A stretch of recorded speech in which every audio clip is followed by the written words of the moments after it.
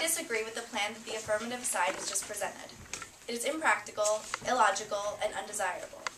Their plan is to mandate a minimum 1 year of military service for both men and women between the ages of 18 to 48. I will start by saying that many problems come to mind right off the bat. First off, like my partner Eileen stated, there is absolutely no need for a draft right now, which is basically what this is, a draft. The United States is not in dire need of new soldiers right now. The military has plenty of troops. A nation with a fully volunteer military does not normally require mandatory military service from its citizens unless it's faced a crisis during a time of war. Also, the topic of trust comes to mind. Someone who is forced into the military probably doesn't want to be there. If they wanted to be there, they would have already joined.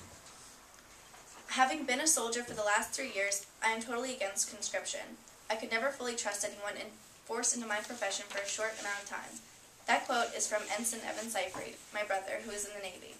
This quote goes right along with the quote Eileen brought up earlier by Barry McCaffrey, who is a retired 4-star Army general.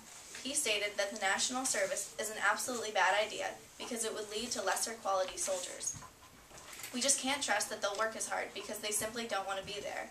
Taking a year out of their life, it's a big deal. Imagine just dropping everything that you're doing for an entire year, 365 days, without working, doing the job you love, making money, and seeing your family. You probably wouldn't be too thrilled about that, now would you? No one should be forced if they don't want to. A draft is un-American, and it's forced labor for the state. I support some kind of national service, but here's the real question. Are large standing armies compatible with peace-seeking democracies? I shudder to think where we would be now if Bush had unlimited supply of troops, which is what we would have if this law would be instituted. Also, think about all the people that are going into this draft, and think about all the people who volunteer in America today.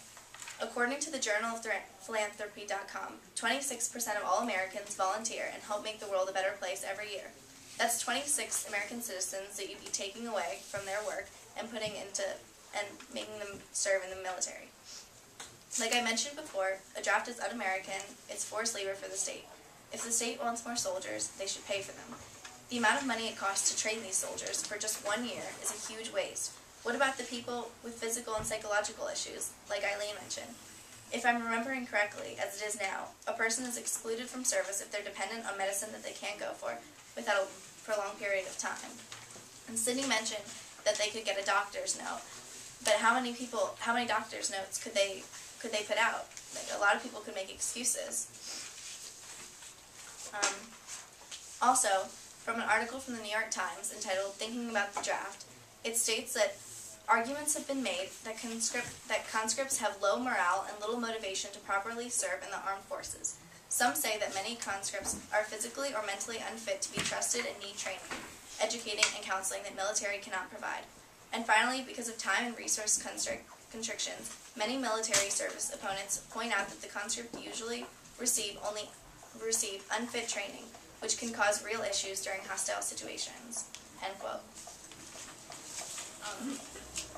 With the draft, you get a lot of people who don't want to be there. That makes for a poor fighting force, like I mentioned earlier. It would be interesting whether to see a draft could possibly be instituted, but I suspect also they mentioned that women would be involved, and I suspect drafting women would set off a whole new group of folks. In conclusion, it would be interesting to see whether a draft could be possibly instituted someday, but not any day soon.